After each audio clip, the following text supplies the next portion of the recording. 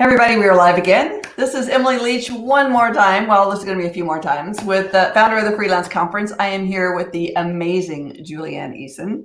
Thank you so much for taking some time. I know you got a lot of stuff going on in your life right now and finding a spot with an electrical outage so we can still do this. Yes. I am in a friend's kitchen and I'm so grateful. It's really funny. We're both freelancers and it's amazing because either she has power or I have power, one or the other. And so we just trade off. My sister lives in a little town in South Texas and it's so funny. I mean, it is, but it isn't. Every single week, the area of the town that she lives in loses power every week. Oh, we're not that bad, but I do live in the woods in Maine. So yeah, like trees fall down and I just figure it was a huge tree, fell on a power line. I'm like, well, you know what? That's what's not happening in the middle of a blizzard. And so that's better. It's better to do it now because we can handle it easier than when it's a blizzard. So yeah, it's been a really long time. I would say it's been 25 years, maybe even longer, maybe more like 30. Yeah, it's been about 30 years or more since I've been in Maine. Wow. I have an aunt that lives in Blue Hill. So. Oh, nice. Yeah. So we love it up here. We just love it. And I'm so grateful to have a career where I can live wherever I want. Like, it's amazing. That is the beauty of it, isn't it? Yes. I may need to connect you with a woman, but we're getting off topic. Okay, let's get something helpful. We're just chit-chatting. Sorry, everybody that just had to listen to that rambling. So Julie's going to be speaking at the Freelance Conference, and I love that you are a freelance writer. And you've not only written a book about freelancing, which is awesome, but you saw this problem, if that's a viable word I can use, for getting books published. And so you're a woman kind of my own heart, like going, okay, well then let's just create it. How can we fix it? Like, what is the issue? What's the issue? Yeah. If the issue is, we need a publishing house. Okay, well, let's just make a publishing house. That's really what happened.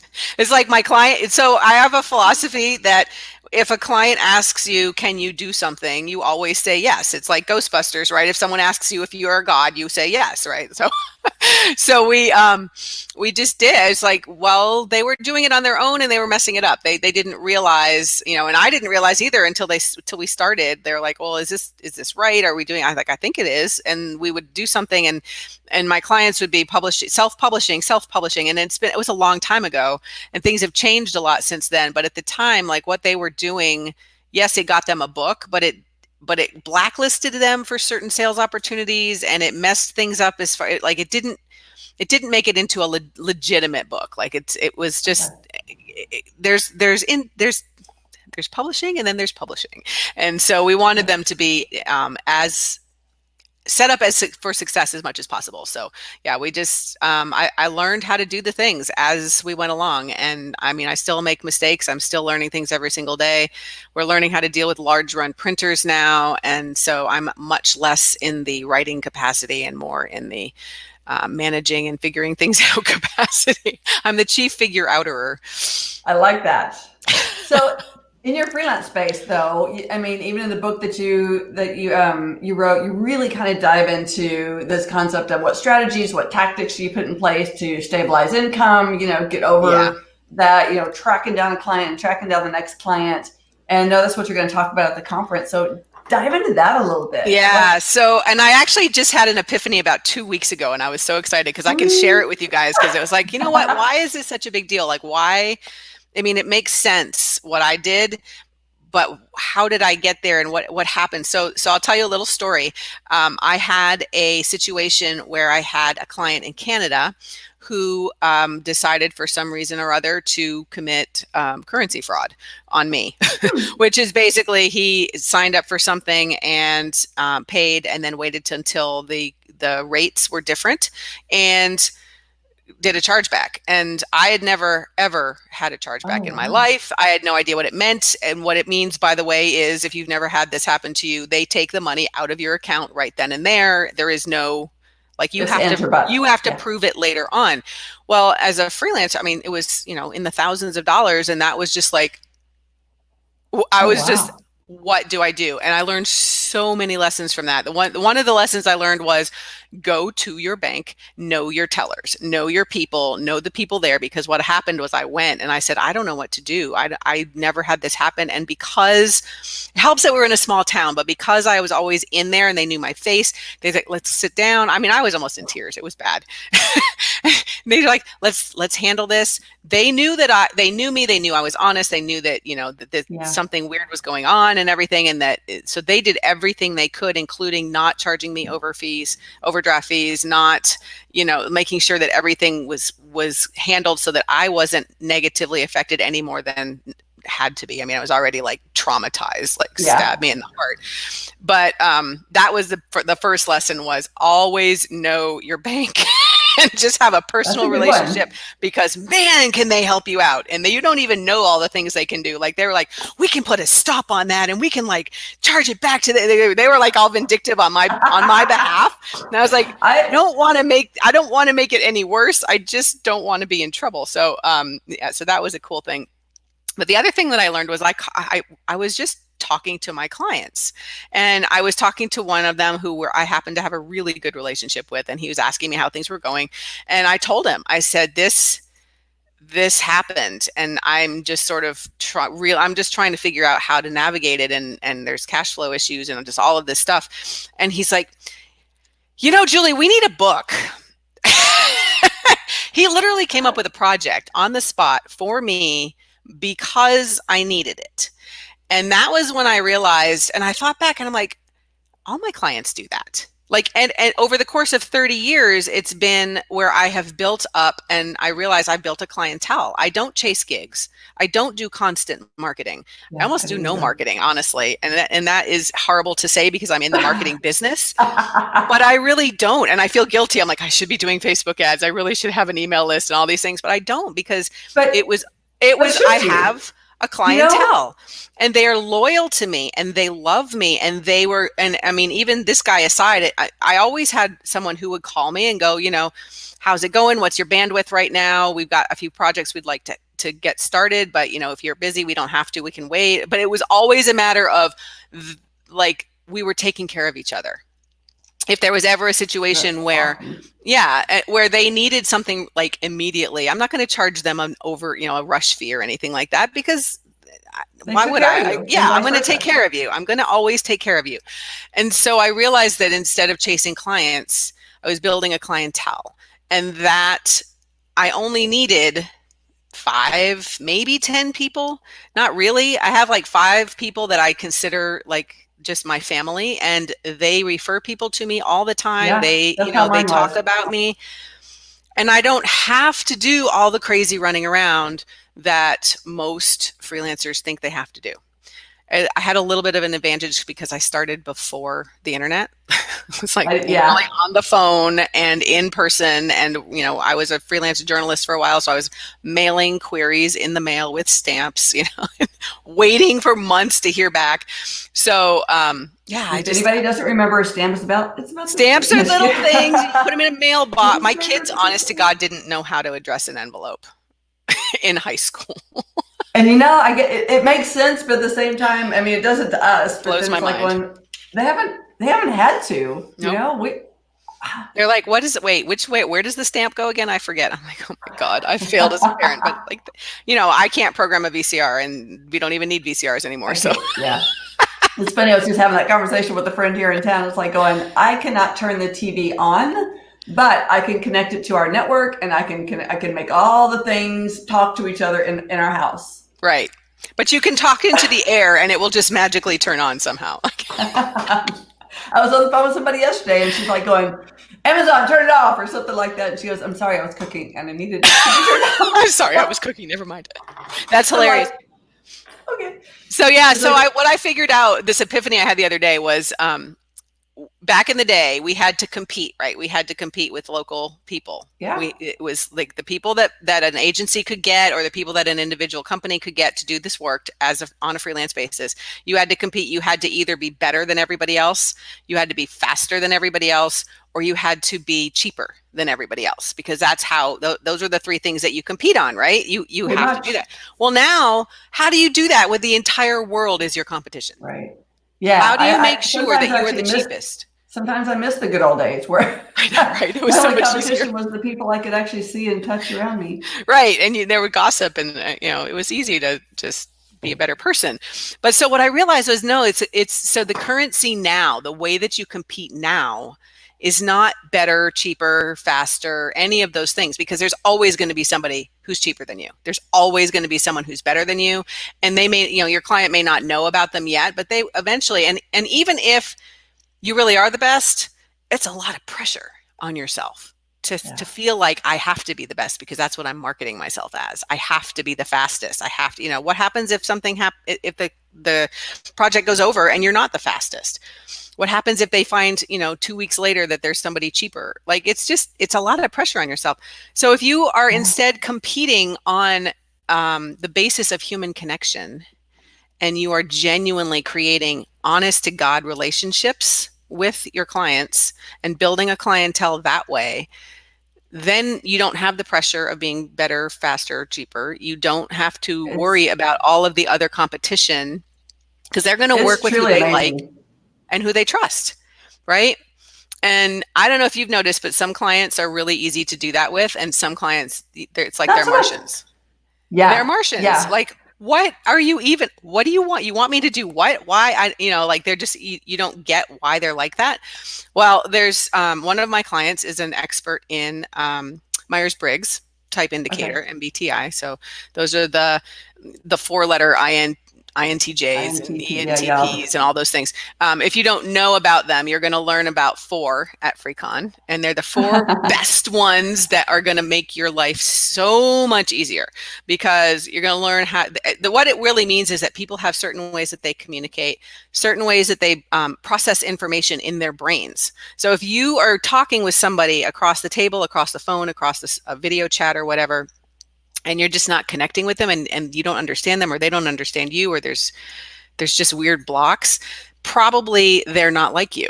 The easy ones are just like you, but you're not like most people in the world, because there's 16. So, like, statistically, you can't be like most people in the world. Exactly. And we don't want them. We don't want that. I mean, we really don't want that to happen, but yeah. So the unfair advantage is when you know how to spot what those other people are, and then give them the information and talk to them and sell them and run a project with them the way they need to be communicated with.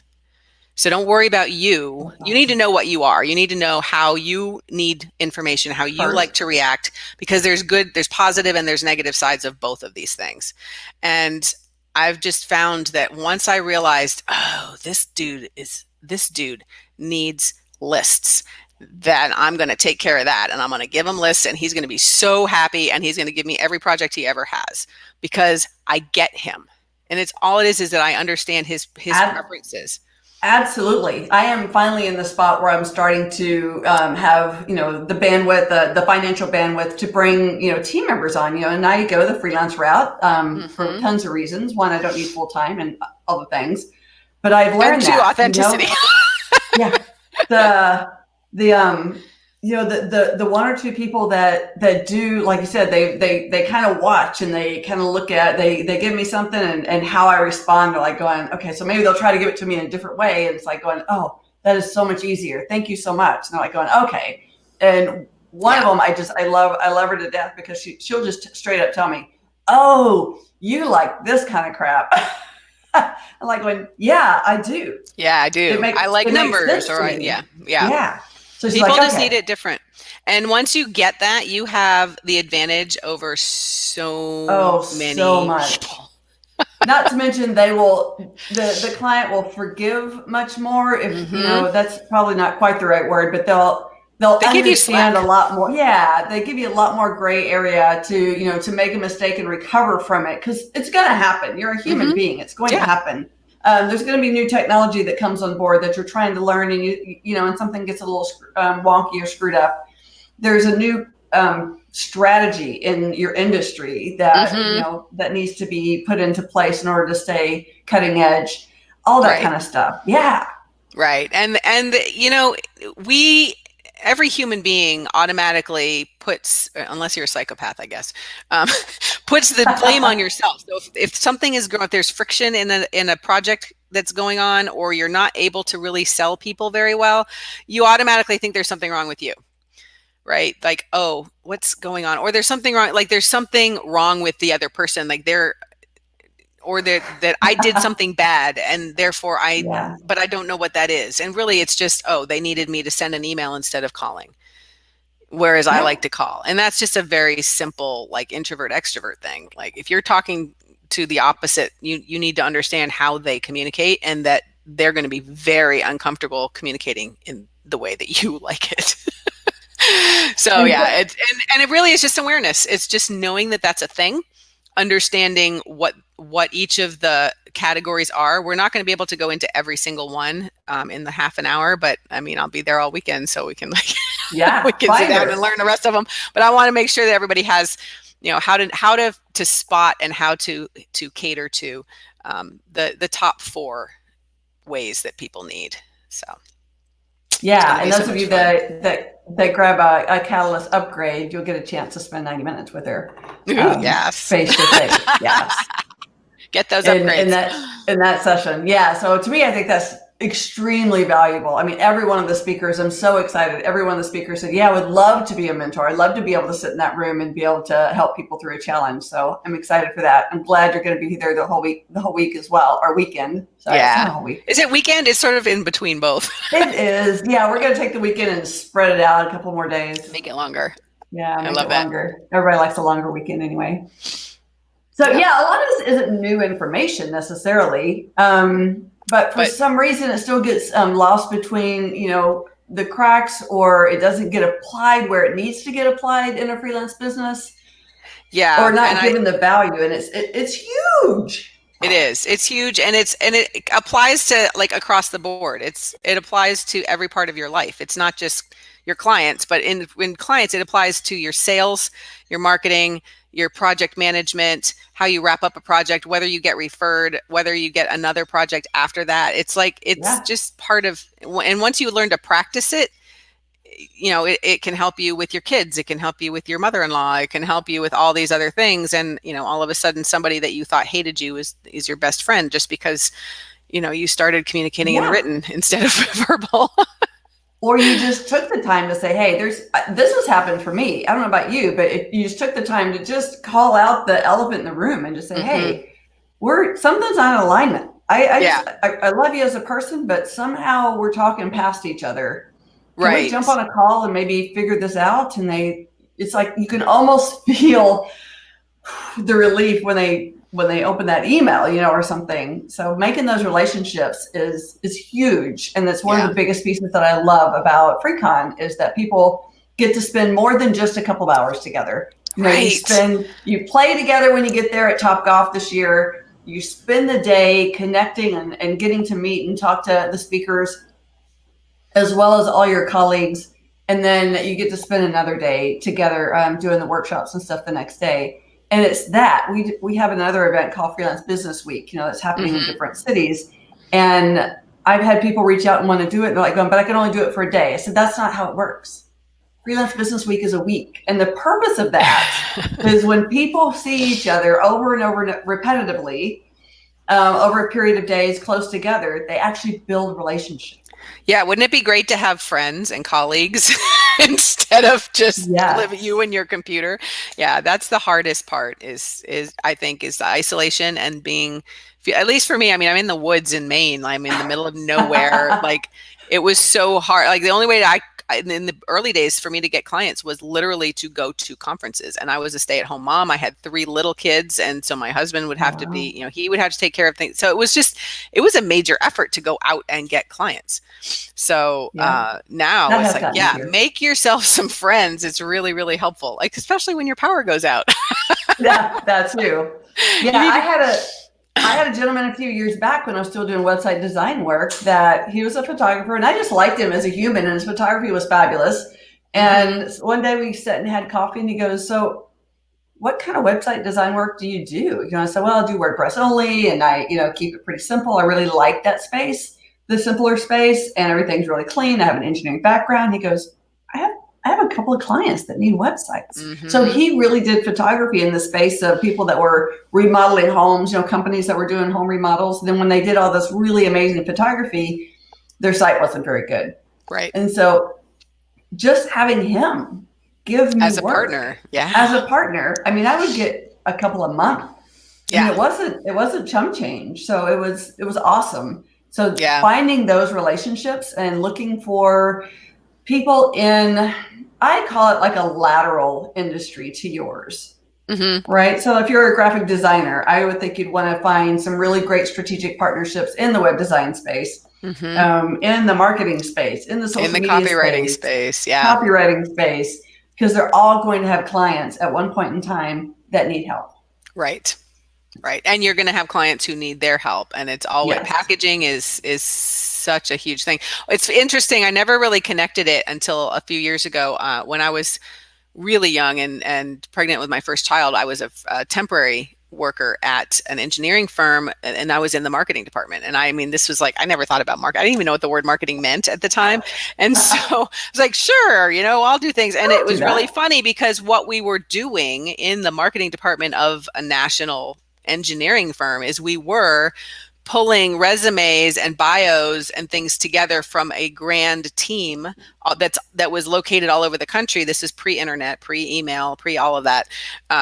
But we had offices all over the country. And so we had people, and if we didn't have an expert in one area, we could pull from other companies that we had relationships with. So we were literally building packets of team people who could handle all of the things that needed to be handled for one job. And that was what I did all day, is I just pulled bios. And I'm like, this is so weird. What am I doing? I'm like, oh, I'm building a team because this project needs all of this expertise. And that's exactly what you do when you create relationships with other freelancers. It's the same deal. It's like a team on demand. Mm-hmm. Yeah, it is. It's an on-demand team building.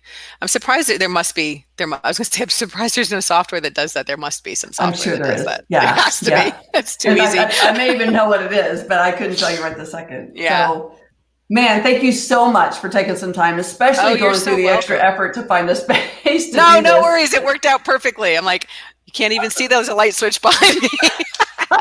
I didn't know until you did that. I know. It's like, I'll just move my head. It'll be great. Great color behind you too. I have that color in my bathroom. Oh, this is the kitchen color, but yeah, I love it. I'm just grateful to get a chance to finally talk to you. I can't wait to get to Texas. It's going to be warm and beautiful there. It's going to be great. Yeah, because you guys are already going to be pretty chilly. Yeah, it was in the 30s today. Oh my goodness. Okay. Well, yeah, we'll be plenty warm. We're going to be 90 on Saturday. Okay. It doesn't have to be that warm next week. I'll let you know. 60, 70 is great. I'll just put my order in. Yeah, I don't know if I can do that for you. And I hope I can't do that for you, actually, because that's cold. That's cold, no.